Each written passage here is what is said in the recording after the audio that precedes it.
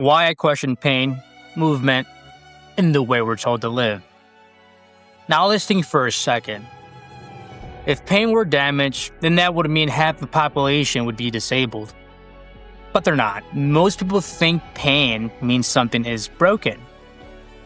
That belief alone keeps millions stuck. And I was one of them. Hi, I'm Aaron. Have you ever noticed something? Pain gets treated, symptoms calm down, but nothing actually changes. Relief happens. If it keeps coming back, was it addressed? That question kept me up all night. Now, before we go deeper, if you're here looking for a quick fix, a magic exercise, or someone to tell you what to do, this probably isn't your channel. This channel is about better questions. About why pain shows up. Why performance breaks down. Why things work until they don't.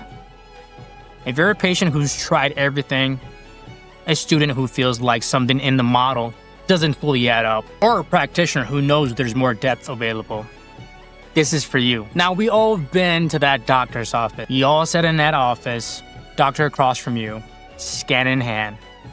They explain what they see. Degeneration, bulge, wear and tear. In that moment, it confirms your worst suspicion. Something is broken. And somehow, you feel worse walking out than when you did when you first walked in. Think about that for a second.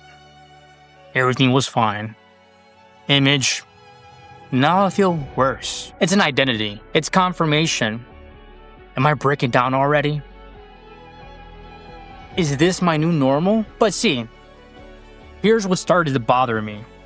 As a patient, a student, and a practitioner, across multiple large imaging reviews over the past 2 decades, researchers consistently find that people with no back pain at all often show disc bulges, degeneration, even herniations on the MRI. And we also see people in real pain with perfectly fine scans. So what we see on the scan doesn't automatically equal pain. Pain doesn't automatically mean something is broken, because pain is often protection. Now, that doesn't mean structure doesn't matter. It does. Imaging matters, surgery matters, rehab matters. But structure without context creates fear. And fear without explanation creates fragility. Like walking on eggshells. Now, I didn't always know I wanted to go into healthcare. I've always had a passion for health and fitness since I was a kid. And like most teenagers, I was told, go to school, pick a major, take on that, and just figure it out later. That didn't sit right with me. So instead of going straight into school, I joined the military. And in the military, I saw something that changed how I think about the body forever. Load accumulates, sleep drops, stress builds, and systems fail. Not because they're weak, but because they're overloaded. I got out at 25, still young, still ambitious, still convinced I could outwork everything. And I was already paying the price. 2 knee surgeries, agonizing hip pain. There were days I couldn't walk more than a block. And that messes with you, not just physically, but mentally. I tried everything. Rehab, the adjustments, yoga. Everything worked to a point. But none of it held. And I kept coming back to the same question. If it keeps coming back, was it ever really fixed? Was it even addressed? That's when the shift started. Over time, something clicked. Pain usually shows up when load exceeds capacity. If pain is protection, then the real question isn't what's broken. It's what our bodies can't handle, what we are asking it to do. Let me put that simply. Imagine that you have a backpack. If that backpack can hold 20 pounds without tearing, that's its limit capacity. Put 19 pounds in it, it's still fine. But put 35 pounds in it, the straps tear. That's not bad luck. That's load greater than its capacity. It hit its upper barrier, its limit. Your body works the same way. muscles, joints, and even your nervous system have a limit. If you pile on more stress than you're prepared for, something starts to hurt. The difference? Unlike a backpack, your body can increase its capacity, slowly add on weight over time, and the straps get stronger. That's how resilience is built, and that thought alone changed everything. Now, here's the part most people don't expect. I didn't go into acupuncture because I believed it. In fact, I was quite skeptical. If it's nonsense, why has it survived thousands of years? And why are modern clinicians using needling techniques now? Specifically for pain. Why does it consistently help people? That tension forced me to challenge my own assumptions. Instead of dismissing it, I asked, if it works, why does it work? Traditional systems gave powerful pattern recognition. But pattern wasn't enough for me. I didn't just want to name the imbalance. I wanted to understand the mechanism. If a needle changes pain, if manual therapy changes pain, what actually is happening? Once I understood pain as regulation, not damage, everything pointed back to the nervous system and its capacity against load. And here's where I started questioning the bigger picture. Most systems are built to reduce symptoms quickly. And even when they struggle to do that consistently, we still keep chasing the same model. Quick relief fits into short appointments. Quick relief feels productive. But building capacity? That takes time. Progression, education, ownership. Fragmented care makes that hard.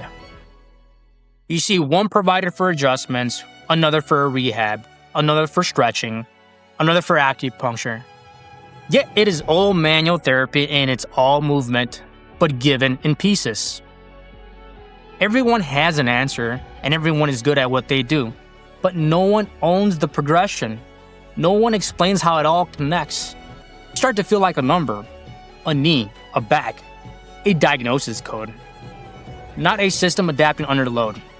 That fragmentation isn't malicious, but it creates confusion, and that confusion keeps people cycling. Relief, return, relief, return. That's not resilience.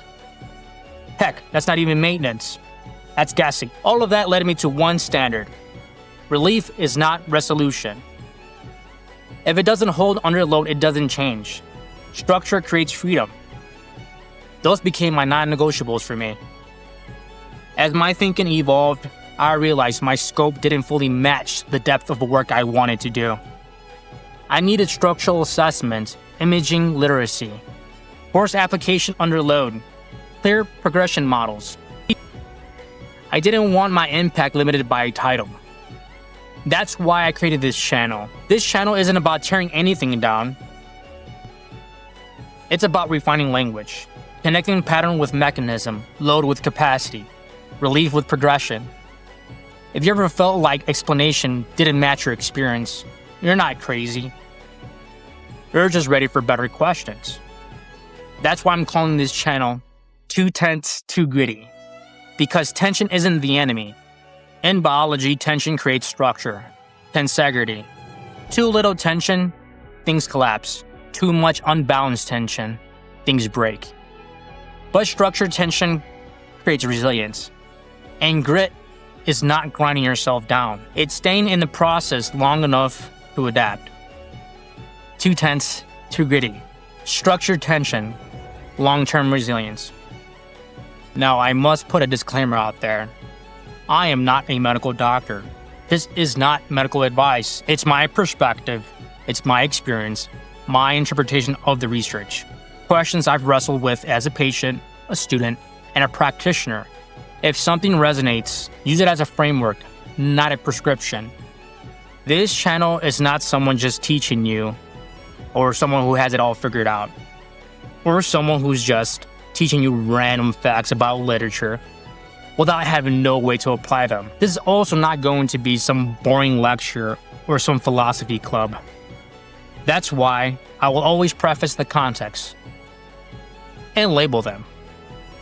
From my experience, what the literature says, that guides evidence-informed decisioning. Now notice how I did not say practice. because literature does not always line up with practicality. And if I'm wrong, I'll say it. If someone knows better, I'll bring them in. This isn't the conclusion, it's the beginning. Let's build something better.